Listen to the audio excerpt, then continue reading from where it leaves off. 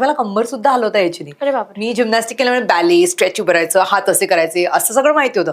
पण कंबर हलवायची असती, जरा अशी काय म्हणतो थोडीशी नजाकत असते, ते काहीच आम्हाला माहित नव्हतं. उगी उगीची एक निरंतर काय म्हणतो एक लाईफ मेंबरशिप कशी असते ना आपली, तशी मी त्या उगी उगी रियालिटी शोची लाईफ मेंबरशिप घेतली. मला अगदी खात्री की जावेद आणि नावेद पण हो म्हणतील. तर त्यांनी फुलवा मासिक ठेवलं आणि ते पूर्णपणे बंद पडलं. आणि मग त्यांना कोणीतरी सांगितलं आता हे अपशकुनी आहे नाव, तुम्ही हे करू नका, ठेवू नका वगैरे. मग ते बोलले की अच्छा अपशकुनी आहे, मग आम्ही एकदम एक्स्ट्रीम ना, माझी मुलगी झाली तर मी नाव फुलवास ठेवणार, ती तरी नाव काढेल वगैरे, असं म्हणून बाबांनी तेव्हा माझं नाव ठेवलं. मला ना खामकरांच्या मसाल्यात खूप इंटरेस्ट आहे, जेवणात वापरण्यात, पण त्याच्यात काय घातलंय ते किती किमतीचं वगैरे तुम्हाला काही विचारू नकोस. मी फक्त लिस्ट पाठवते आणि ते मला लिस्ट पाठवली तसं सामान घरी येतं. अप्सराचं चांगलं झालं तर फक्त म्युझिक चांगलंय का नाही, फक्त कॉस्ट्युम चांगले का, फक्त कोरिओ चांगली, फक्त नाही, इट्स अ टीम वर्क. मी पडले होते ते मला माहित नव्हतं की नाचणं is a miracle for me. मला त्या डॉक्टरने सांगितलं होतं हे जे कैद्यांचं तोडतात पळून जाऊ नये, ते माझं ब्रेक झालं होतं एका असाच फिल्मफेअर अवॉर्ड करताना. नमस्कार, मी आकांक्षा तळेकर तुमच्या सगळ्यांचं स्वागत करते महाराष्ट्र टाइम्स ऑनलाईनच्या सेलिब्रिटी कॉर्नरमध्ये. मंडळी, आज आपल्यासोबत एक अशी कोरिओग्राफर आहे जिच्या तालावर अनेक सेलिब्रिटी नाचतात, द फुलवा कामकर. हॅलो ताई. हाय, कशी आहेस? मस्त, तुम्ही कशा आहात? मी मस्त. कसं वाटतंय महाराष्ट्र टाइम्स ऑनलाईन मध्ये येऊन? खूप छान वाटतंय, कारण माझं आणि महाराष्ट्र टाइम्सचं मटाचं खूप जुनं काय म्हणू, खूप जुनी ओळख आहे. माझी सुरुवात मटातनं झाली. मला पहिला फेस व्हॅल्यू जी म्हणतात, जसं मला एक रियालिटी शो मधून मिळालं, तशी मला असं वाटतं पेपर म्हटलं की मटा माझ्यासाठी खास आहे, कारण मी पहिल्यांदा माझा फोटो मटात बघितला होता. तर आता तुमची सुरुवात तर तिथून झाली, पण एक डान्सर म्हणून तुमची सुरुवात कशी झाली? खूप उशिरा झाली, म्हणजे उशिरापेक्षाही लहानपणापासून काय मी नाचले बिचले नाही. मला खूप जिम्नॅस्टिक केलं मी, म्हणजे मला खेळायला खूप आवडायचं. सो माझे वडील लेखक अनिल बर्वेंची मुलगी मी, तर माझे बाबा जरा मी लहान असताना कमी वयात गेले, मी लहान असताना. तर मग ते गेल्यानंतर आईने आम्हाला श्री समर्थ व्यायाम मंदिरमध्ये घातलं की एक मस्ती जिरावी, कारण मी खूप तुडतुडी होते, मी खूप एनर्जेटिक होते, मला खूप वरती चढा खालती उड्या मारा असं करायला आवडायचं. तर मी समर्थमध्ये गेले आणि तिथून माझी खेळाडू म्हणून एक सुरुवात झाली.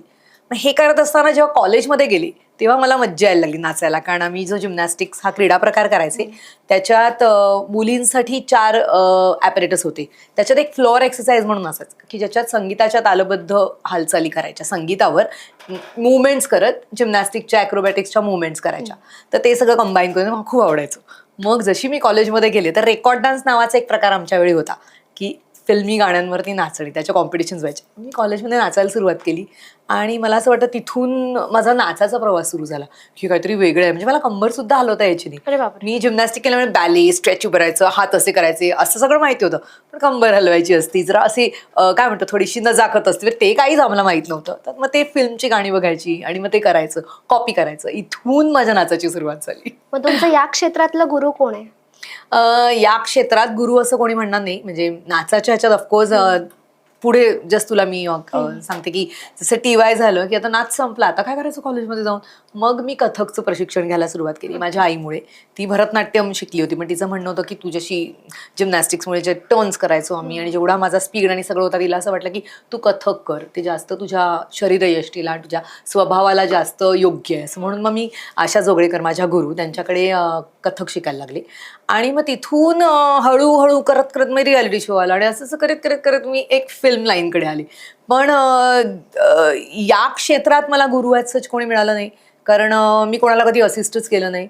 अचानक नटरंग पदरात पडली, त्यामुळे असं झालं की अच्छा आता आपलं फिल्म करायची, पण नाच बसवता येतो. असं करून ते झाल्यामुळे माझंच धडपडत मला असं वाटतं सिनेमा क्षेत्रामध्ये ॲज अ कोरिओग्राफर मी शिकत आले. पण नाचाच्या क्षेत्रात मला अनेक गुरु लाभले, म्हणजे जसं मी म्हटलं आशाताई जोगळेकर आहेत.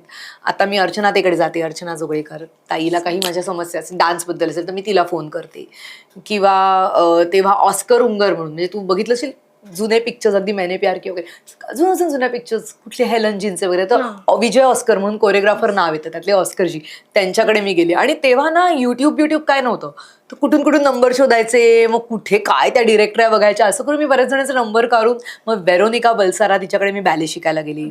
ऑस्करजींकडे मी टॅप डान्स आणि जॅझ शिकायला गेली. असं काय माहित नाही कुठे काय नंबर मिळाले. आणि त्यांची तेव्हा फीज खूप असायच्या, because he was a celebrity teacher, dance teacher, choreographer पण आणि टीचर, की डान्स शिकवायचं. तर त्यांनी खूप तेव्हा ते फॉरेनला वगैरे फिल्म्स केल्यामुळे ना तिकडनं असा टॅप डान्स जॅझ असे ना ते आपल्याकडे असा अभ्यासक्रम असतो तसं ते घेऊन आले होते. आणि मग TNTB TNT अशी चॅनल्स असायची तेव्हा, नवीन नवीन सुरू झाली होती. त्याच्यावर आम्ही झीन केली वगैरे बघून मला टॅप डान्स करायचा होता. म्हणजे बूट घालून बघितलंच का ते टाक टाक टाक बुटांचा आवाज करतात. तर ते ऑस्करची शिकवत होते असं मला कळलं. असं करून मला अजूनही आश्चर्य वाटतं, तेव्हा युट्यूब नव्हता आपल्याकडे काही सोर्स नव्हता सोशल मीडिया. कसे काय आम्ही इकडे तिकडे जाऊन कोणाकोणाचे नंबर काढून ह्याला फोन कर त्याला फोन करत माहिती काढत मला असं वाटतं मी तेव्हा काय काय काय काय शिकत गेले थोडं थोडं. पण तुम्ही म्हणालात TY नंतर तुमची ॲज अ डान्सर म्हणून सुरुवात झाली, पण एक असतं लहानपणी की मला हे व्हायचंय, तर ते एक स्वप्न काय होतं तुमचं मनी बाळगलं की मोठे होऊन मी या क्षेत्रात काम करेन? अगं लहानपणी मी इतकी मस्ती करण्यात बिझी होते ना, आणि सगळं मला असं भविष्याचा कधी विचारच नव्हता केला. पण एक होतं, आम्ही समर्थ मॅम मंदिरमध्ये, जसं मी म्हणलं की बाबा गेल्यानंतर 1984 झाली, मी 10 वर्षाची वगैरे असेल तेव्हा समर्थमध्ये जायला सुरुवात झाली. तर तिथे ना वासंतिक जिम्नॅस्टिक शिबिर होतं समर्थ मॅम मंदिरमध्ये दरवर्षी, अजूनही होतं. तर तिथे मग सगळेच आम्ही टीचर होतो. म्हणजे मी अगदी वयाच्या 11व्या वर्षापासून लहान मुलांची बॅच घेणं वगैरे, मग कसं शिकवायचं काय, त्याची आमची ते शिबिरं घ्यायची. तर त्यातनं कुठेतरी मला शिकवायला जाम आवडतं, अजूनही आवडतं. म्हणजे मला असं वाटतं हे सगळं टीव्हीवर येणं, मग कोरिओग्राफर होणं, सेलिब्रिटीजना शिकवणं वगैरे अपार्ट, हे सगळं बाजूला, आणि मी एक शिक्षिका डान्स टीचर म्हणून उभी राहते शिकवायला, मला खूप आवडतं. मी अगदी बेसिकमधल्या बेसिकपासून ॲडव्हान्स लेवलला शिकवायला आवडतं. तर ती कुठेतरी आवड की आपल्याला शिकवायला आवडतं हे कुठेतरी मला लक्षात यायला लागलं होतं. त्यामुळे मग मी काय केलं, शाळा चालू, कॉलेज चालू असताना मी जिम्नॅस्टिक्सचे क्लासेस घ्यायला सुरुवात केली. तोपर्यंत मला जिम्नॅस्टिक्समधला शिवछत्रपती पुरस्कार मिळाला 1993-94 सालचा, की तोपर्यंत माझं TY पण झालेलं. आणि मग मी YMCA मध्ये, म्हणजे अमर माझा आत्ताचा नवरा तेव्हापासून आम्ही एकत्र आहोत. तर अमर YMCA मध्ये टेबल टेनिस खेळायचा. तर तो मला म्हणला YMCA जागा आहे, तर तू स्वतःचे क्लास चालू कर. तर मी ते शिकवायलाच सुरुवात केली. मी 17-18व्या वर्षीच मी शिकवायला सुरुवात केली. त्यामुळे तू म्हणशील काय करायचं, तर मला काहीच माहित नव्हतं. मला एवढंच माहिती, मला नाच करायचं आणि मला शिकवायचे, नाचात कोरिओग्राफ करायचे, कोरिओग्राफर व्हायचे वगैरे, असं तेव्हा डोक्यात नव्हतं. मग हळूहळू ते यायला लागलं. म्हणजे बुगी वुगी जेव्हा झालं, बुगी वुगीचा पहिला शो मी केला 97 साली. तर तेव्हा काय होतं, बुगी वुगीसाठी हे लोक वेगवेगळ्या स्पर्धांमध्ये कॉलेजेसच्या जायचे आणि तिथनं शोधून काढायचे ग्रुप्स आणि इन्व्हाइट करायचे की आमच्या शोवर या. तर मी पोदारची स्टुडंट असल्यामुळे आणि बाहेर पडल्या नाच शिकायला लागल्यामुळे आता तो शिकवायचा कोणाला, तर मग मी कोरिओग्राफ करायला कॉलेजमध्ये जायला लागले. आणि मग कोरिओग्राफीसाठी मल्हार आणि या सगळ्या स्पर्धांमध्ये शिकवायचं. तिथून त्यांनी बुगी बुगीत मला सिलेक्ट केलं, मला म्हणजे आपल्या ग्रुपला. मग तो ग्रुप पहिला आला, मग मला स्टेजवर बोलवलं. असं करत ना ती एक चेन आम्हाला कुठेतरी मिळत गेली नाचाची आणि रियालिटी शोची. सो मला असं वाटतं बुगी बुगीची एक निरंतर काय म्हणतो, एक लाईफ मेंबरशिप कशी असते ना आपली, तशी मी त्या बुगी बुगी रियालिटी शोची लाईफ मेंबरशिप घेतली. मला अगदी खात्री की जावेद आणि नावेद पण हो म्हणतील. म्हणजे मी लिटरली 1996 पासनं 2008 पर्यंत करत होते. 96चा एक केला, जिंकले, हो सहज. मग आसमा झाली, मग मदर स्पेशल त्यांनी पहिला चॉईस चालू केलं होतं. त्यांनी कॉल केला मला की तू करणार का मदर स्पेशल, तुला बेबी झालंय. आसमा मला वाटतं 1-1.25 वर्षाची होती. गेले धावत हो आता मला नाचायचंय. तर मला असं वाटतं असा तो न ठरवता, म्हणजे आताची मुलं कसं प्लॅनिंग करतात तसं प्लॅनिंग करायची काय आम्हाला कधी मला नाही गरज वाटली, आणि तो माझा आत्ताही पिंड नाहीये. त्यामुळे काय आपलं येईल ते करत जायचं, कानात वारं सुटलं चिरल्यासारखं फिरत जायचं, मिळेल ते, असं मला वाटतं माझा स्वभाव असा. ताई, तुमचं बालपणीपासून घरात वातावरण एक साहित्यिक होतं, म्हणजे तुमचे वडील तर एक दिग्गज साहित्यिक होते, तर मग त्याचा उपयोग तुमच्या या आयुष्यात पुढे कधी झाला का? माझे वडील साहित्यिक, माझे आजोबा शाहीर अमर शेख, माझे काका नामदेव ढसाळ, माझी मावशी मल्लिका अमर शेख, माझा भाऊ राही अनिल बर्वे. तर मला असं वाटतं आमच्याकडे असे बरेच वेगवेगळ्या स्तरावर दिग्गज आपापल्या क्षेत्रात काम करणारे लोक आहेत. मला फायदापेक्षाही कोणालाच माहित नव्हतं तोपर्यंत की मी अनिल बर्वेंची मुलगी आहे बरेच काळ. कारण मी आले क्षेत्रात तेव्हा फुलवा खामकर म्हणून आले, आणि आमच्यावर बेसिकली असे संस्कार झाले होते की आपलं नाव सांगून पुढे, म्हणजे आईने माझ्या, की आपल्या ह्याच्यावर कर्तृत्वावर करायचं वगैरे. आमच्याकडे सगळे असे डाव्या विचारसरणीचे सगळे लोक असल्यामुळे तर ते करत आले, आणि त्यामुळे असं वापरून किंवा त्याचा फायदा नाही झाला. ऑफकोर्स फायदा असा झाला की एक माणूस म्हणून या क्षेत्रात काम करताना मला माझ्या बॅकग्राऊंडचा खूप फायदा झाला, की आम्ही सगळेजण जनरलीच कोणाशी वागताना खूप ह्युमन लेवलला वागतो. म्हणजे सगळेच वागतात, पण म्हणजे मला असं वाटतं कुठेतरी मला माझी पाळंमुळं खूप धरून ठेवतात. त्यामुळे असं कुठेही क्षेत्रात कुठेही कोणाशी कुठेही गेलो, अगदी मोठ्या मोठ्या लोकांना भेटलो तरी मला असं ते फार दडपण नाही येत, कारण मला परत माझ्या घरी यायचं असतं आणि मला माहिती की वेर आय कम फ्रॉम असं. तर तो मला असं वाटतं माझ्या बॅकग्राऊंडचा मला उपयोग झाला. म्हणजे मला सुद्धा आता राही सुद्धा तसाच आहे. म्हणजे ही अशी एक बॅकग्राऊंड असते की तुम्हाला खूप जमिनीवर Grounded घट्ट ठेवायला मदत करते. आणि कधी काही हल्ल्या गोष्टी किंवा अगदीच काही वाईट अनुभव आले, अशी काही लोक भेटली की ज्यांनी आपल्याला काहीतरी स्नॅप करतात, काहीतरी होतं. कारण मी पण शेवटी हळूहळू करतच इथपर्यंत आले. तर तेव्हा असं खूप हलायला व्हायचं. मग तेव्हा परत मी घरी येऊन थोडं मनन की ओके ठीक आहे, पुढे जाऊयात, ह्यातनं काय आपल्याला काय करायचंय. तर हे कुठेतरी मला माझ्या आईकडनं मिळालं की लेट गो करणं, की ठीक आहे आयुष्यात ह्या गोष्टी केल्यात, ह्या चुका केल्यात, हे झालंय, किंवा अशी माणसं लेट गो करून पुढे जा. तर हे मला घरातनं मिळालं आमच्या. अच्छा. आता तुम्ही एक वेगवेगळी नावं सांगितलीत जी तुमच्या घरातच अगदी दिग्गज माणसांची फळी आहे.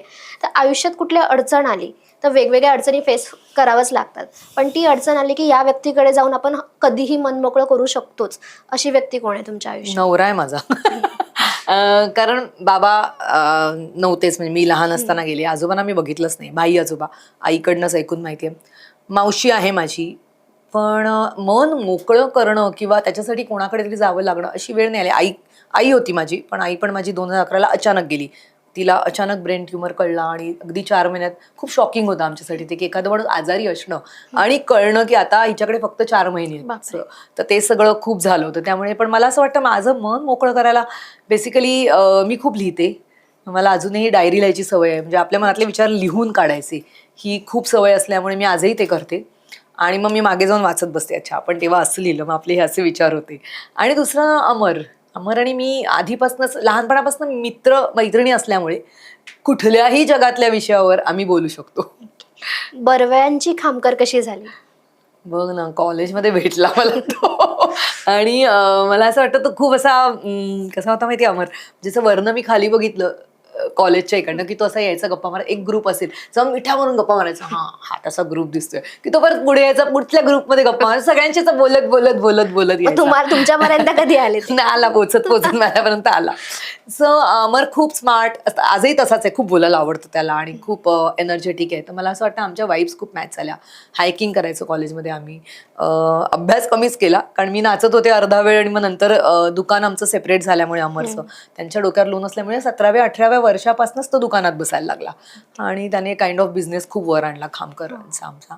सो बर्वेची खामकर व्हायला मला फार त्रास नाही झाला, कारण अमरचे मम्मी पप्पा माझ्या सगळ्या स्पर्धा नाही यायचे. अगदी जिमसूट घालून मी रिदमिकच्या स्पर्धा खेळतीये, ते तिकडे आले आहेत. मी काय करते ना खूप आधीपासून माहीत असल्यामुळे असा कधी आफ्टर म्हणजे लग्नानंतर ते तुमच्या सगळ्या स्पर्धांना बघायला हो, यायचे, लग्नाच्या आधी. लग्नानंतर माझं नाचबीच चालू झालं होतं. म्हणजे तोपर्यंत, कारण लग्नाच्या आधी म्हणजे मी कॉलेजमध्ये असल्यापासून त्यांना ओळखते, ओके. त्यामुळे त्यांना ते कुठेतरी काहीतरी गडबड चालली आपल्या मुलात आणि हिच्यातच कळलं होतं.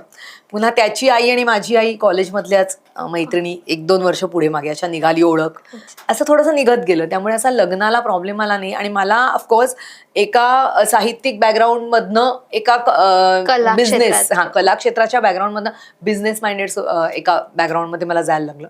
सो पण ते मोल्ड झाले मी, कारण तोपर्यंत मी क्लास बीस घेत होते आणि जनरली आम्हाला एकमेकांची खूप सवय झाली होती.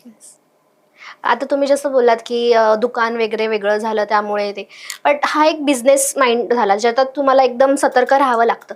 तुम्ही जे क्लास घेता हा पण एक काइंड ऑफ बिझनेस आहे. हो. मग त्याचा कुठे तुम्हाला फायदा झाला का? म्हणजे त्याच्यातून कसं काय करायचं, कसं सेव्हिंग करायची, काय करायची, ही याबाबत कधी हेल्प झाली का? हे माझ्या नवऱ्याला विचारा, तो सांगणार तुला. पैसे सेव्ह करायचे हिला माहितीच नाही असं म्हणेल. ऑफकोर्स अमरचा बिझनेस माइंड असल्यामुळे क्लास सुरू करताना जसं मी म्हटलं YMCA त्यांनी मला सांगितलं, हा मला फायदा झाला. पण मी खूप प्लॅनिंग करून करते ह्या गोष्टी. जिम्नॅस्टिक केल्यामुळे आम्हालाही खूप सवय होती की जिम्नॅस्टिकमध्ये जे आम्ही प्रकार करायचो ते लिहून काढायचे, मग त्याचं एक ड्युरेशन ठरवायचो. आमची डायरी असायची सगळ्यांची की ह्या कॉम्पिटिशनला हे मला कम्प्लीट करायचे, मग त्याच्यासाठी मला हे एक्सरसाइज करायचे. तसं आम्हाला ना खूप सवय असल्यामुळे जेव्हा ॲक्च्युली मी क्लास काढायचं ठरवलं, म्हणजे जिम्नॅस्टिक मी शिकवतच होते, पण मी जेव्हा जिम्नॅस्टिककडनं डान्स काढायचं असं जेव्हा ठरवलं, तेव्हा कुठेतरी मी हे प्लॅनिंग करायला सुरुवात केली की आपण काय शिकवणार, कसं शिकवणार वगैरे. आणि तेव्हा अमरची मला कशी मदत होते की मी इतके पैसे चार्ज करते, मग ह्याचं काय करायचं ह्याला, अशा पद्धतीने. पण अमर आणि मी आमचं दोघांचंही असंच आहे की आम्ही खूप टचवूड शिकवणं, म्हणजे जसं डॉक्टर की हा एक धंदा असला तरी त्याला खूप मॉरली खूप आपल्याला सतर्क राहायला लागतं डॉक्टरांना, की तसं एक टीचर म्हटल्यावरती आपण ज्ञान देतो तर ते किती प्रोफेशनली देणं आणि कमर्शियली त्याचा हे करून घेणं ह्याच्यात थोडी थिन लाईन आहे. तर मला असं वाटतं आम्ही खूप कमर्शियल झोन कधी बघितलाच नाही. म्हणजे कोण अच्छा काय फीसचा इश्यू आहे का, बरं ठीक आहे मग तुम्हाला झेपते तेवढी फीस द्या, हे मी अजूनही करते. कारण मला तसे गुरु भेटले होते जे ऑस्करजीनी जेव्हा तेव्हा 3-4 हजार फीस घ्यायचे, तर मी म्हटलं मला झेपणार नाही ती फी द्यायला, कारण मी माझे क्लास घेते, माझ्या आईची परिस्थिती नाही, आमच्याकडे लोन होतं घराचं तेव्हा, बाबा नव्हते. तर त्यांनी मला सांगितलं तुला किती झेपते, मी 1000-1200 देऊ शकते, ठीक आहे तुला जमते तेवढी दे. तर मला असं वाटतं तसे गुरु मला मिळाल्यामुळे असेल, किंवा मावशींकडे अर्चना ताई, आशा जोगळेकर मावशींकडे मी जायचे, तर मी गेले तर मी एकटीच 21-22 वर्षाची होते, 20, आणि बाकी सगळ्या छोट्या छोट्या मुली होत्या क्लासमध्ये. मावशी बोलले 6-6 महिन्यात परीक्षा दे. मग त्या प्रायव्हेट ट्युशन घ्यायच्या, त्यावेळेला तुला संपतील तसे पैसे दे, तर राहू देत. सो मला असं वाटतं असे गुरु मिळाल्यामुळे कुठेतरी तुम्ही जेव्हा घडलात. घडले मी, तर ते नाच शिकवताना खरंच ज्या मुलाला एखाद्याला पॅशन आहे, आवडतं, तर त्यांचं तेवढ्यासाठी अडू नये हा विचार मी नेहमी करते. आणि मला असं वाटतं अमरही करतो. तो खूप बिझनेस माइंडेड आहे, पण माणसं जसं मी म्हटलं माणूस समोरचा आवडला किंवा माणसाची ती मेहनत दिसली की आम्ही दोघंही ओके राहू दे किती असं करतो. तर मला असं वाटतं थोडीशी मी असं नेहमी सांगते, मी कमर्शियली नाही क्लास घेते, मी खूप प्रोफेशनली हँडल करते. माझे खूप शिस्तबद्ध क्लास चालतात, पण तिथे सारखा पैसे हा फॅक्टर नसतो. पण याचा अर्थ लोकांनी फायदा घेऊ नये असंही मला वाटतं. ह्यात काही तुमचं अनुभव कधी येतात. झालंय का असं? हो होतं असं, काही अनुभव आले मला, पण त्याच्यात काही बोलण्यात अर्थ नाही, कारण फायनली कर्म प्रत्येक जण बरोबर. आपापल्या कर्माने करतं. तर त्याच्यात आता तुमच्या स्वभावाचा काही लोक फायदा घेणारच ना. पण मला असं वाटतं त्याच्यापेक्षा आपण जसे आहोत तसे राहिलो तर लॉंग टर्म मध्ये मला वाटतं या गोष्टीचा मला फायदा झाला ऑलवेज. किंवा आता जे काही माझे क्लास, मी तुला सांगायला आवडेल, मला 2 वर्षापूर्वी मी 25वा माझा शो केला, 25वा कार्यक्रम, 25वा वर्ष केलं क्लासचं, हे 27वा वर्ष आहे. तर एवढे वर्षात आफ्टर 27 इयर्स, म्हणजे 27 वर्षानंतर पहिल्यांदा यावेळी एप्रिल मे या महिन्यात स्लॅक नव्हता. Generally April May slack season असायचा आमचा, का तर कुठेतरी जातात मुलं असं असतं, मग मी वर्कशॉपच घेईनच, क्लास चालू ठेवते, पण माझा स्टाफ आहे सगळे. पण मला खूप बरं वाटलं की अरे वा, आपल्याकडे खूप नवीन ऍडमिशन एप्रिल मे मध्ये आल्या यावेळी. सो त्याच्यासाठी 27 वर्ष जायला लागली माझी. त्यामुळे आता नवीन नवीन कोणी चालू केलं काय असेल तर मी त्यांना नेहमी सांगते की कन्सिस्टन्सी ठेवा, कारण पेशन्स आणि कन्सिस्टन्सी जेव्हा क्लासेस म्हणा ते थोडक्यासाठी नसतं. तुम्हाला ते आवडलं पण पाहिजे ती गोष्ट करायला. मला शिकवायला आवडतं. त्यामुळे माझं आपलं कोविडमध्ये फॉर एक्झाम्पल, कोविडमध्ये आपल्या सगळ्यांची परिस्थिती खूप वाईट होती. माझे क्लासचं मला लोन होतं, म्हणजे जो स्टुडिओ आता मी काय करू इथपर्यंत वेळ आलेली. त्यावेळी जेव्हा मी ऑनलाईन क्लासेस सुरू केले त्याच्यावर माझी मुलं जे टीचर्स किंवा आम्ही तरलो. सो मला असं वाटतं की शिकवणं हे कधीच वाया जात नाही. त्यामुळे आता आसमा पण जेव्हा डान्स शिकली आणि ती शिकवते तर मला फार बरं वाटतं की फार सुंदर शिकवते. तिला मी सांगितलं काही घे आयुष्यात, तुला ऍक्टिंग करायची कर, नाच करायचा कर, काही कर, पण शिकवत राहा, बॅचेस घेत राहा, असं मला वाटतं. तुम्ही खामकर बिझनेस मध्ये कधी लक्ष घालता का? मला ना म्हणजे मी खूप वेळच नाही येत, कारण खूप लोक आहेत. आणि मला ना खामकरांच्या मसाल्यात खूप इंटरेस्ट आहे, जेवणात तेच वापरण्यात. मसाल्यात. पण त्याच्यात काय घातलंय ते किती किमतीचं वगैरे तुम्हाला काही विचारू नकोस. मी फक्त लिस्ट पाठवते आणि ते मला लिस्ट पाठवली त्याचं सामान घरी येतं. पण असा नाही, मला ऑफकोर्स अमरमध्ये इंटरेस्ट असल्यामुळे तो जे करतो त्याच्यावर मी उभी असते. त्याचं काही त्याला मदत लागली तर. पण मसाले किंवा पण दुकानात मसाले नाही. म्हटलं की उन्हाळ्याचा सीझन हा जास्त हो, पॅक हो. असतो. पण यावेळी तुम्ही कसं वर्क लाईफ बॅलन्स करता? कारण का काय तेव्हा नाही, तर तो बिझी असतो तेव्हा.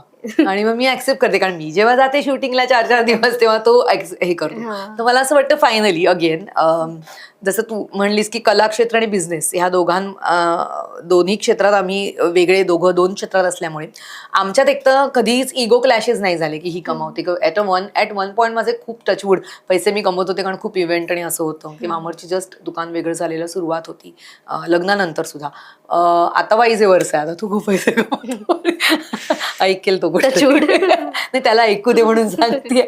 सो मला असं वाटतं की ते क्लॅशेस न झाल्यामुळे आम्ही एकमेकांच्या बिझनेस बद्दल पूरक बोलतो एकमेकांशी, की माझ्या क्लासला काही झालं किंवा दुकानातलं काही झालं असेल तर ते आम्ही शेअर करतो. पण म्हणून त्याचा बिझनेस मला करता येणार नाही किंवा तो माझ्याकडे येऊन नाचू नाही शकत. तरी नाचवलंय मी त्याला.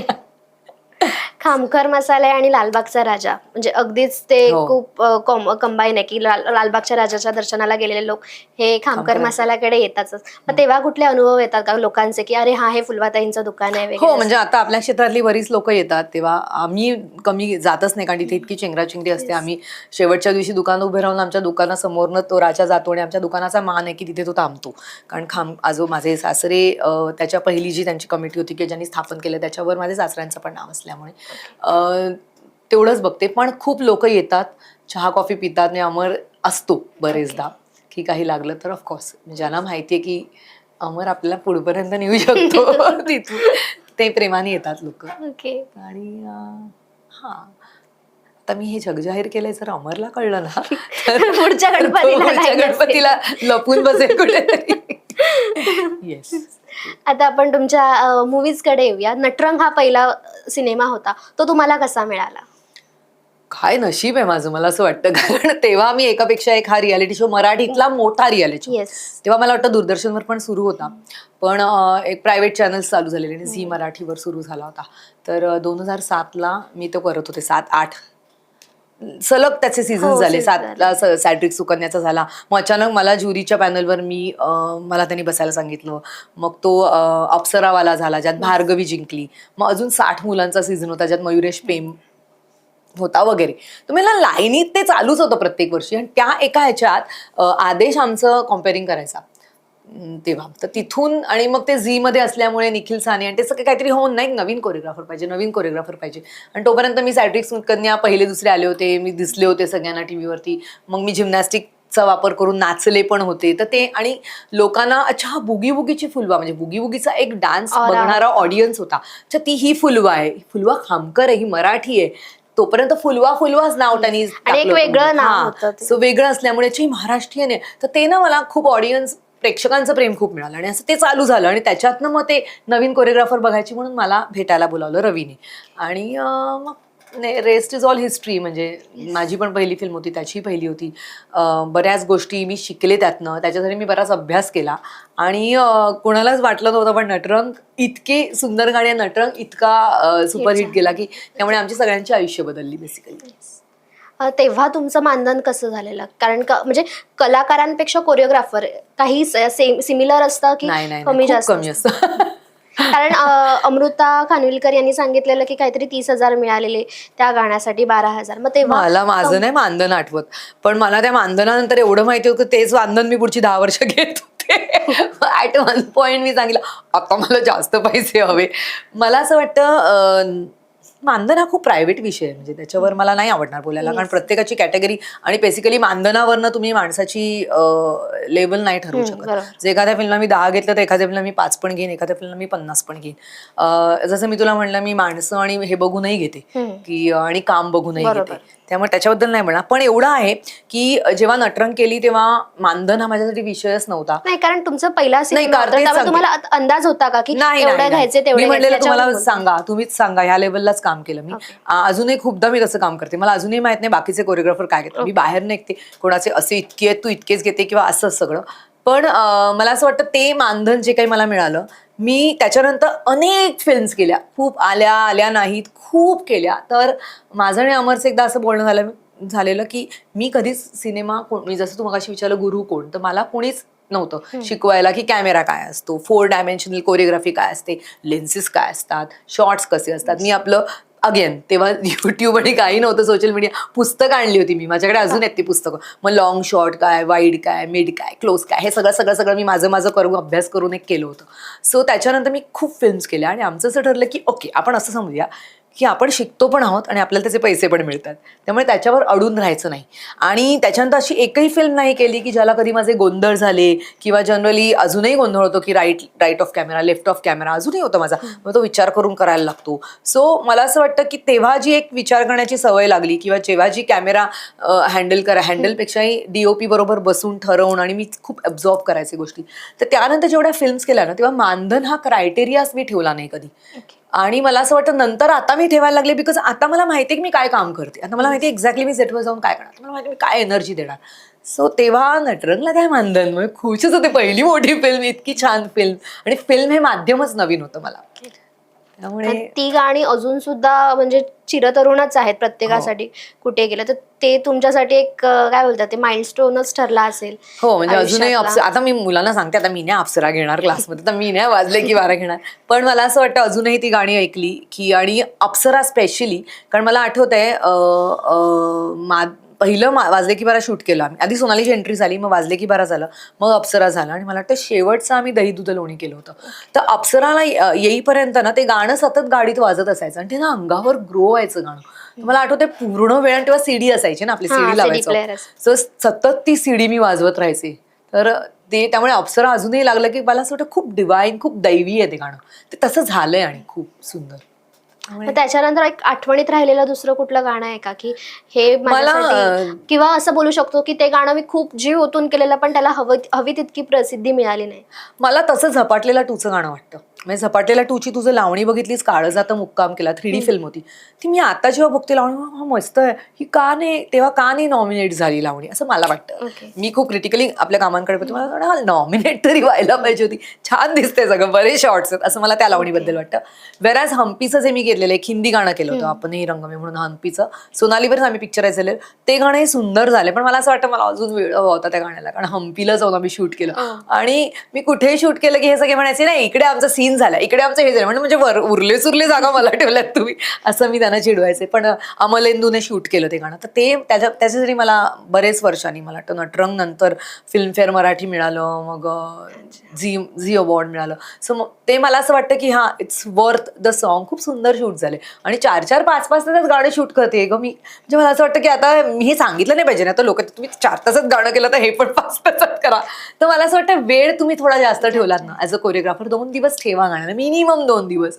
आपल्याकडे 1 दिवसातच करा, 1.5 शिफ्टमध्येच करा, ही जी धावपळ असते ना, कारण किती फास्ट काम केलं तरी टेक्निकल गोष्टी तुला हे करता येत नाहीत. आता मध्ये मी एक गाणं केलं, नावं नाही घेऊ शकत, सालबर्डी घेऊ शकते ना, सालबर्डी नावाची एक फिल्म आलेली जी सोनालीवर पिक्चराइज झालं गाणं, 5 तासात केलं आम्ही. का तर आधी आम्ही सेटवर गेलो, आणि कमिटमेंट्स वेगळ्या होत्या आमच्या, पण सेटवर गेलो तर कोणी रेडीच नाही. 8:15ला रोल झाला, 8:15 8:30ला रोल झाला, 1-1.5 तास पिकअप घेतला. आता तोडायचं गाणं म्हटलं, 9:30ला जनरेटरच गेला, मग 2 तास जनरेटरच गेला, बरं सकाळी 5-5:30ला उजाडणार, आणि एवढा मॉब, 20 डान्सर्स, एवढा सगळे 200चा क्राऊड. सो मला असं वाटतं ह्या गोष्टी ना डिरेक्टर्स आणि प्रोड्युसर लक्षात नाही घेत. मग ते कुठेतरी छापायचं गाणं, म्हणजे मग त्याच्यानंतर परत आले लाईट, 11:30ला रोल केला, अर्ध्या तासात परत काहीतरी गेला फ्यूज, 1.5 तास बसून राहिलो. सो असं नाही होऊ शकत गाणं. केवळ सोनाली होती की ती 1 टेक 1 शॉट आर्टिस्ट आहे, चल केलं पटपट लावला, हे यू कांट डू दिस. तर अशा परिस्थितीत गाणी केली जातात. ठीक झालंय गाणं ते, आम्ही केलंय ते, आत्ताच नाव विसरले, मंजुळा. ठीक, म्हणजे बरं झालंय ज्या परिस्थितीत आम्ही ते गाणं केलं, आणि सोनाली खूप चांगली दिसली त्याच्यात. पण मग माझं असं म्हणणं की मग तुम्ही आम्हाला वेळ द्या ना, की जर कोरिओग्राफी तुम्ही, काय होतं आपल्याकडचे डिरेक्टर आणि प्रोड्युसर आम्हाला देतात, ओके मारिटीचं गाणं आहे हे करा, मग कुठली तरी साऊथची फिल्म आहे हे करा, म्हटलं पण हे 7-7 दिवस, 4 दिवस तरी ठेवता तेव्हा तुम्ही. असं तुम्ही देऊ शकत नाही ना आम्ही प्रॉडक्ट, की तुम्ही आम्हाला 10 डान्सर घ्या, प्रोडक्शन व्हॅल्यू कमी आहे, फक्त डान्सर आणि कोरिओग्राफरवर गाणं नसतं. तर मला असं वाटतं ते थोडंसं मराठी मध्ये आपण करायला पाहिजे, आणि आता करतातच आहे. उमेश नाही, उमेश केवढे डान्सर्स घेऊन करतो, किंवा त्याची ती अटच असते. तर असं थोडं थोडं आता चालू व्हायला पाहिजे. की तुमची प्रोसेस कशी असते, की म्हणजे एखादा सिनेमा तुम्हाला मिळालाय, हे आर्टिस्ट आहेत तुम्हाला कळलंय, मग त्यांना तुम्ही स्वतःचा एक डान्स आधी बसवून घेता, की तो आर्टिस्ट समोर आल्यावर की ओके ह्याला हे जमते, आपण हा एक एलिमेंट तिकडे टाकूया, असं काही होत नाही? असं नाही होत. जनरली आता गाणं आलं माझ्याकडे, मग त्या गाण्याची बॅकग्राऊंड काय, ऍक्च्युली बेसिकली नुसतंच आयटम नंबर आहे तर मी फार पडत नाही त्याच्यात, की मला पुढे मागे काय आणि मध्ये काय होणार आहे. पण ते गाणं जर स्टोरी पुढे घेऊन जाणार असेल, किंवा ते फिल्ममध्ये 2-3 गाणी असतील, तर मला स्क्रिप्ट ऐकायला आवडतं. मग त्याच्यावर ते गाणं कुठल्या पॉईंटला येते, मग त्या गाण्यामध्ये डिरेक्टरला काय एक्सपेक्टेड आहे, ओके नुसता नाच एक्सपेक्टेड नसतो, मग त्याच्यातनं स्टोरी पुढे जायची, तर मग ते मॉन्टाजेस, की जसं तू बघितलं असेल बऱ्याच ह्याच्या, सपोज आयटम नंबर चालू आहे, तर तिकडनं तो हिरोची एंट्री झाली, हे तिकडे बघताय, तो येऊन तिकडे बसला, म्हणजे हे छोटे छोटे, म्हणजे ह्याच्यातनं स्टोरी पुढे का, अच्छा तो आता येणार आहे, तो तिला पळवून नेणार आहे का, जसं आता माधुरीच्या 1, 2, 3, 4 गाण्यात तू बघितलंस त्याची, ते सगळे मॉन्टाजेस आहेत, ती स्टोरी पण आहे ना त्या गाण्यामध्ये, की तिला तिथनं तो नंतर किडनॅप करणार असतो. तर हे सगळं समजून घ्यायला लागतं, स्टोरी समजून घ्यायला लागते, मग त्या गाण्याचा एक ग्राफ होतो, मग त्या ग्राफ वाईज नाच बसवला जातो. मग मी डिरेक्टरना जनरली समोर बसवून तो ग्राफ सांगते, की या म्युझिकला हे होणार आहे, तो हे सगळं मला सवय आहे. मी पूर्वी बरेच डीओपी आणि डिरेक्टर्सनी मला सांगितलं, अभि ना आगे गया है, ऑडियन्स. आता काय करायचं, सगळं हे करायचं काय तू सगळी शूट करून ते गाणं बनवायचं, म्हणजे ते गाणं घ्यायचं आणि जगातल्या सगळ्या फिल्ममधले शॉट लावून ते गाणं कसं दिसेल तयार करायचं. मला ती नेहमी कॉपी वाटली. मग मी हल्ली काय करते, मी गाणं सेट करते आणि मी माझ्या स्टुडिओमध्ये शूट करते की हे माझे शॉट आहेत, इथनं असं होणार आहे आणि मग मी ते गाणं बांधून ह्याला दाखवते डिरेक्टला की हे असं गाणं आपलं असं दिसणार आहे. सो ही सगळी प्रोसेस असते. प्लस त्याच्यात कॉस्ट्युम डिझायनिंग आलं, मग त्याच्यात प्रोडक्शन डिझायनिंग म्हणजे बाकी आर्ट डिरेक्टर आले की काय काय प्रॉप्स वापरणार आहेत, काय रंगसंगती पाहिजे, खूप गोष्टी असतात. तर त्यासाठी अख्खी टीम बसली पाहिजे आणि बसते. सो एखादं गाणं जर अप्सराचं चांगलं झालं तर फक्त म्युझिक चांगलंय का नाही, फक्त कॉस्ट्युम चांगले का, फक्त कोरिओ चांगले, फक्त नाही, इट्स अ टीम वर्क. ते सगळं मिळून जमून आलंय म्हणून ते गाणं चांगलं झालंय. त्याचं क्रेडिट तुम्ही प्रत्येकाला द्यायला पाहिजे. जसं आता सोनालीचं गाणं मी घाईघाईत केलं कसंही, पण ते का चांगलं दिसतं, तिचं कॉस्ट्युम छान दिसतोय, मुलं चांगली नाचलीत, सिद्धेशने शूट चांगलं केलंय, तेवढ्या घाईघाईत का होईना, म्हणजे मी खूप चिडचिड केली त्यांना, पण ते मॅनेज केले, एडिटला मॅनेज केले. तर एडिटर सगळे मिळून ते गाणं बनवत असतात. त्यामुळे गाण्याची प्रोसेस ही एका माणसाची कधीच, और फिल्मची प्रोसेस हा एक माणूस म्हणूच शकत नाही मी हे केलंय.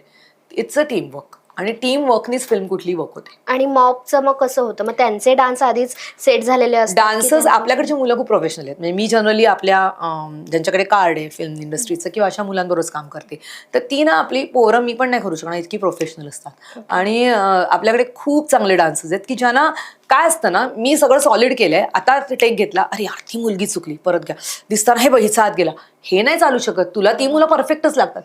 तर तशी ती मुलं आहेत, ते वन टेक ओके देणारी मुलं आहेत आपल्याकडची. आणि तेच त्यांचं काम आहे. मी त्यांना म्हणते तुम्ही तेच करताय, ते मी नाही करू शकत तिकडे उभे राहून. माझी आताही करताना काही झालं पटकन चुकली, रील करताना पण आपण किती वेळा हे करतो, त्यांचा माइंडसेट तेवढा स्ट्रॉंग असतो की हे बसले आता हेच करायचंय.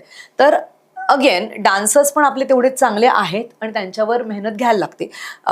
मी जनरली करताना 2 सेशन्स तरी त्यांची ठेवते गाण्याच्या लेंथ प्रमाणे, की तुम्ही पहिल्या दिवशी रिहर्सल करा, दुसऱ्या दिवशी आर्टिस्ट बरोबर रिहर्सल करा. माझा खूप से असतो की आर्टिस्टला 2 दिवस तरी यायला पाहिजे. As far as one shot one take artist I have no issue, कारण आहेत तसे लोक आपल्याकडे, मुली आहेत तशा. पण मी रिहर्सल करून सेटवर जातो आम्ही. पुन्हा सेटवर गेल्यावर मला माहिती असतं मी कुठून कुठले शॉट कसे घेणार आहे. अंधाधुंद कारभार नसतो. नाहीतर मग प्लॅनिंग नाही केलं तर मग असे लाईट बंद पडले, जनरेटर बंद पडले की हलायला होतो. तर तसं न करता तुमच्याकडे प्लॅन बी प्लॅन सी रेडी लागतो. तर मला असं वाटतं इतके वर्षात ते केल्यामुळे कुठेतरी ती सवय लागली. बरेचदा असं होतं की तुम्ही मालिकांचे पण इव्हेंट्स जे असतात ते करता, सिनेमांची गाणी तर करता, मग मालिकांचे जे कलाकार असतात ते त्यांच्या टाइम शेड्यूलनुसार येतात, मग तेव्हा कुठे तुमची एकदम दगदग होते का की माझ्यापेक्षा त्यांचीच दगदग होती. त्यांना सगळ्या आपल्या मालिकांचे जनरली आम्ही खूप चिडवते. माझ्या मैत्रिणी होते, मी कामगार, आता तुम्हाला 7 ते 7 काम करायचं, 7 ते 10 करायला लागतं, कारण खरंच ते दमलेले असतात, त्यातनं ते वेळ काढून येतात. त्यामुळे मला असं वाटतं त्यांची दमछाक जास्त होते. अशा वेळी हल्ली काय पर्याय आहे की आम्ही शूट करतो, त्यांना पाठवून देतो की हा आहे, ट्राय अँड सी, ॲटलिस्ट बघा काय आहे आणि मग तुम्ही या. तर त्यामुळे त्यांच्याबरोबर मॅनेज करायला मग त्यांच्या कलाने घ्यायलाच लागतं. आणि नॅचरली शेवटी ते दिसणार आहेत. सो मला वाटतं कोरिओग्राफर म्हणून मी ही स्टेप केली आहे, ही तुला आलीच पाहिजे, चांगली नाही दिसली तर तुझा प्रॉब्लेम आहे, हे नाही बोलून चालत आपल्याला की ही नाही जमत आहे, तर आपण ती मोल्ड करूया. फायनली तो आर्टिस्ट छान दिसेल, हे कसं आहे ना आपल्यासाठी, आणि तो दिसला पाहिजे चांगला, ती दिसली पाहिजे. बरेच असे कलाकार आहेत जे नॉन डान्सर आहेत, पण त्यांना ॲज अ काय बोलतात चॅनल फेस म्हणा किंवा फिल्म फेस म्हणा, त्यांना परफॉर्म करावंच लागतं. मग अशा कलाकारांना हँडल करताना तुम्हाला कसे अनुभव येतात? मला असं वाटतं तेव्हा मग एक टीचर असल्यामुळे नाच मला ते जमतं थोडंसं त्यांना सांगायला, आणि त्यांना जर नाचवायचं असेल तर मग त्यांच्याकडनं ते थोडं काढून घ्यायला लागतं. आणि मला असं वाटतं आपल्याकडे मराठीत तर मी कोणत्याच एक हार्डली 2-3 कलाकार सोडली तर मला कधीच कोणाचा वाईट एक्सपिरियन्स नाही आला, कधीच नाही. आणि त्यामुळे ते हार्डवर्क करायला तयार असतात, फक्त त्यांना तेवढा वेळ द्यायला लागतो आणि करून घेता येतं. अगदीच लेफ्ट फिट असतील त्यांना कधी नाच विचारलाच जात नाही, पण ज्यांनी कधी फार केलं नाहीये किंवा तर त्यांच्याकडनं करून घ्यायला लागतं आपल्याला. अच्छा. मग तिथे एक माझ्यातलं अशा डिपिंग असं नाही करायचं, स्टेप क्रॉस बॅक असं पाहिजे, असं उभं राहिलं पाहिजे, हे निघतंच बाहेर शिकवत असल्यामुळे. नुसती स्टेप दाखवली आता फॉलो करा असं होत नाही मग. ओके. आपण बॉलिवूडकडे येऊया आता. तुम्ही बॉलिवूडमध्ये पण काम केलं आहे, मग मराठी आणि बॉलिवूड ह्याच्यामध्ये कुठे तफावत जाणवली का? हो, मी बॉलिवूडमध्ये थोडं काहीतरी करून आले आणि मग मला तिथे स्ट्रगल करावा असा नाही वाटला. पेक्षाही मला तिथे स्ट्रगल पण नाही, मला असं खूप कम्फर्ट झोन नाही आला. कम्फर्टेबल वाटतं ना आपल्याला की तर मला असं वाटतं तेव्हा माझी वेळही नव्हती तिकडे जायची.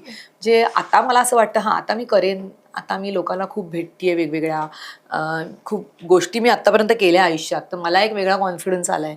तर तेव्हा जेव्हा मी काही फिल्म्स केल्या, एक जुली 2 नावाची फिल्म केली होती, नव्हता मला बरा एक्सपिरियन्स. मग त्याच्यानंतर मी फारा मॅम बरोबर मी हॅपी न्यू इयरमध्ये मनवा लागेचं केलं होतं, त्यांना असिस्ट केलं. ते खूप छान होता एक्सपिरियन्स माझ्यासाठी. त्यावेळी तुम्ही शाहरुख खान आणि हो, त्यांना मी दीपिका शिकवलं होतं. पण आय वॉज अ असिस्टंट. आणि ती खूप sweet, she is very sweet. आणि मग तेव्हा ते शाळेचं अख्खी मुलं येतात ना, असं एंडला आहे तिची, तर ते सगळे माझे स्टुडंट होते वगैरे, असं सगळं सगळं सगळं केलं मी.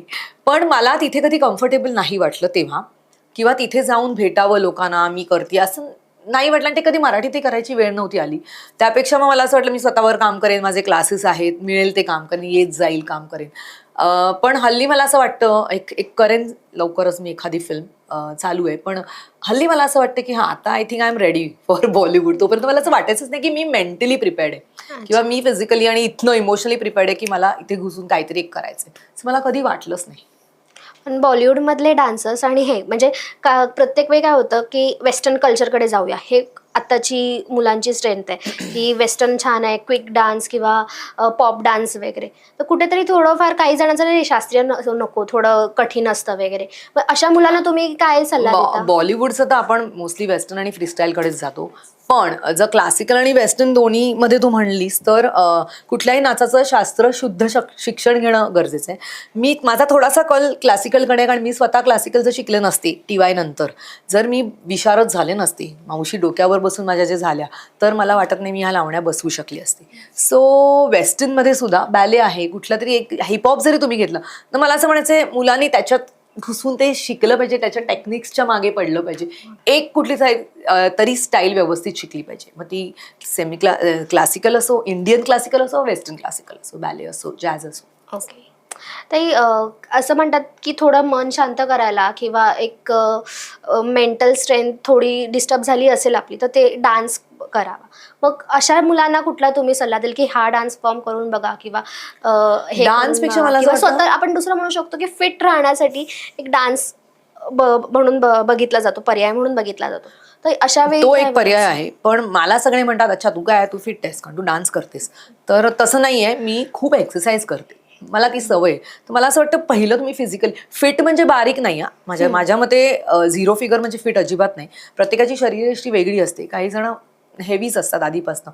टोनिंग आणि तुमचा फिटनेस हा तुमच्या जाडीवर कधी अवलंबून नसतो.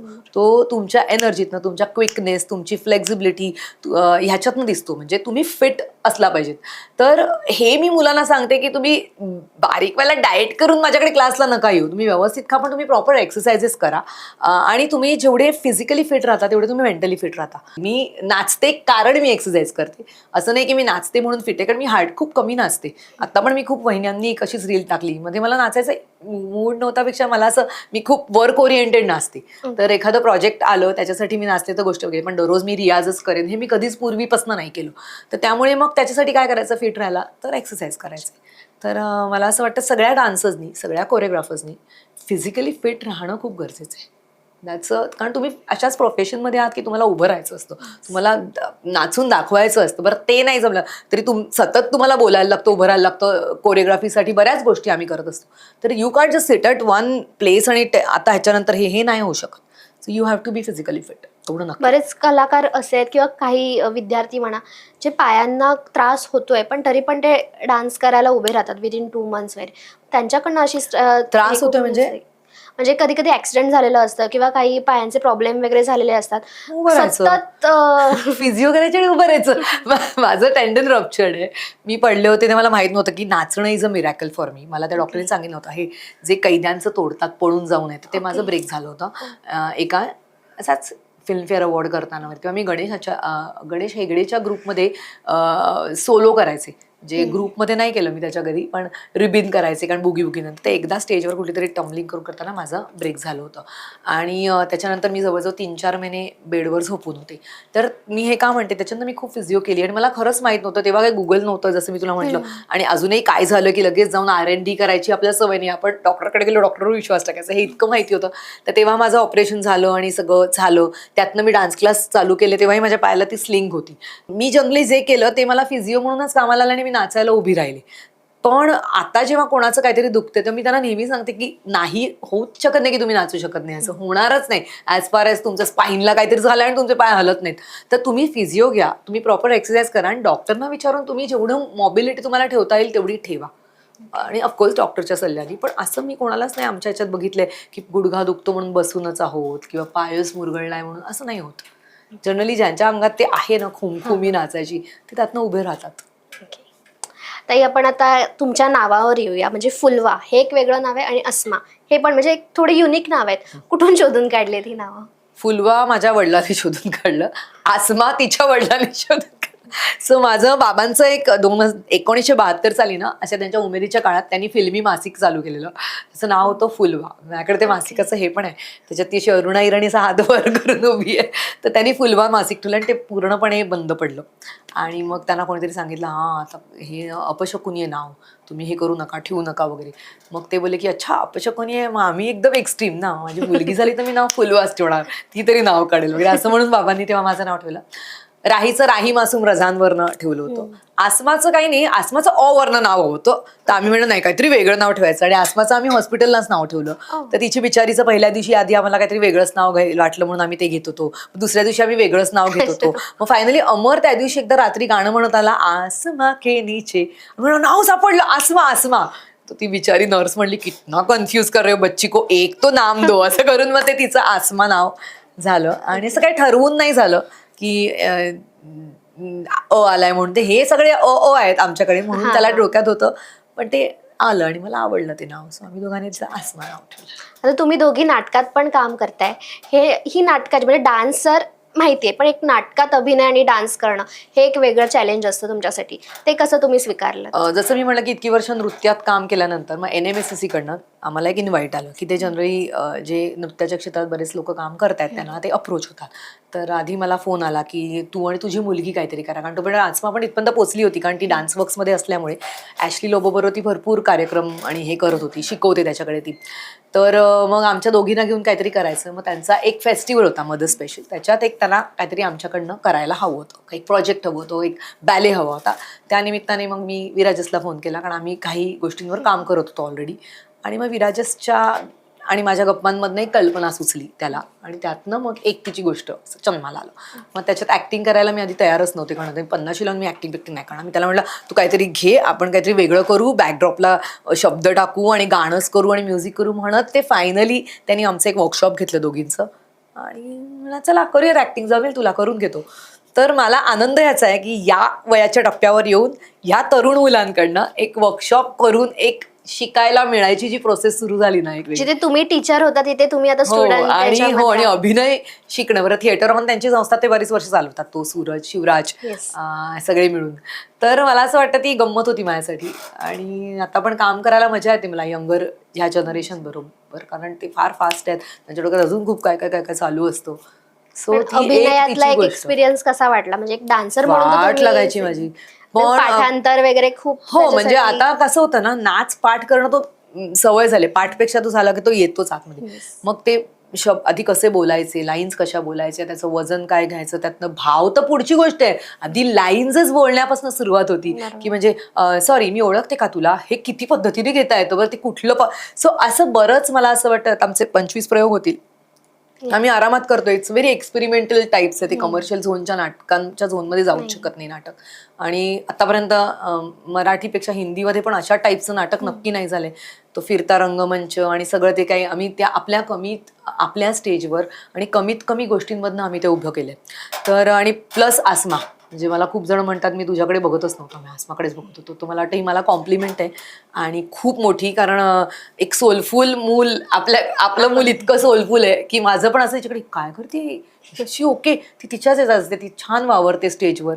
तर मला असं वाटतं हे एक तिच्यासाठी सुद्धा तिच्या करिअरची सुरुवात, not necessary acting, not necessary dance, पण जे काही ती आयुष्यात करते तिच्यासाठी पण हा एक माइलस्टोन होता की इतक्या प्रेक्षकांपुढे येऊन इतकं स्टेजवर अभिनय करायला मिळणं. तर हां म्हणजे मी तुला जसं म्हटलं की मला हेही आहे की नेहमी काहीतरी शिकत आली, नवीन करत आली, कंटाळा येतो तेच करायचा. तर हे माझ्यासाठी खूप चॅलेंजिंग होतं मागच्या वर्षात अख्ख्या. पुढे कधी सिनेमात काम करण्याची? अजिबात नाही, मला अजिबात ऍक्टिंग करायची नाहीये, मला नाही येत ऍक्टिंग करता. हेच मला जमलंय, कारण मला असं वाटतं त्याच्यातनं मी खूप मी आहे. ती अनया जी आहे 50शीची ती खूप मी आहे, त्यामुळे ते मला जड तो नाही रोल गेलं तुमच्याशी सिमिलर आहे का थोडाफार? हो ऑफकोर्स, कारण 50शी नंतर 45 ते 50 लेट 45-40 मधली ती अनया की जी मेनोपॉजमधनं जाते, अनेक शारीरिक इमोशनल ह्याच्यातनं जाते आणि फायनली आपल्या सगळ्या व्याधी आपल्या बालपणात असतात. Yes. तर त्यातनं ते सगळं उलगडत गेल्यामुळे मला ती साकारणं, मी आयुष्यात मला आवडतं तेच केलंय, पण मी माझ्या आईला खूप डोळ्यासमोर ठेवलं होतं तेव्हा, कारण आई माझ्यासारखीच पॅशनेट होती डान्स, आणि तिला ते सोडून नोकरी करायला लागली म्हणजे तिची काय तडफड झाली असेल, तर ते always back of the mind ठेवून मी अनया प्ले करते. ओके ताई, खरंच खूप मजा आली, खूप छान छान गोष्टी तुमच्याकडनं कळल्या आणि तुमचा प्रवास एक बिझनेसमॅन पण आणि एक डान्सर कोरिओग्राफर पण खूप छान एक ताळमेळ तुम्ही छान राखताय आणि अस्माला पण खूप छान शिक्षण देताय किंवा तिच्या एक नवीन कोरिओग्राफर आता इंडस्ट्रीला देऊ घातली आहे, त्यामुळे खरंच ऑल द बेस्ट तुमच्यासाठी. Thank you. इकडे आल्याबद्दल खरंच धन्यवाद, तुमचा एक बहुमूल्य वेळा तुम्ही आम्हाला दिलाय त्यासाठी खरंच थँक्यू सो मच. आजच्या आपल्या सेलिब्रिटी कॉर्नरमध्ये भेटीला आल्या होत्या फुलवा कामकर ताई. त्या उत्तम कोरिओग्राफर आहेत हे आपल्या सगळ्यांना माहिती आहे, पण एक माणूस म्हणून, बिझनेस वुमन म्हणून त्या कशा आहेत हे आपल्याला जाणून घेता आलं. तुम्हाला आजचा एपिसोड कसा वाटला हे नक्की कळवा, कमेंट सेक्शनमध्ये तुमची मतं येऊ द्या आणि महाराष्ट्र टाइम्स ऑनलाईनला फॉलो करा.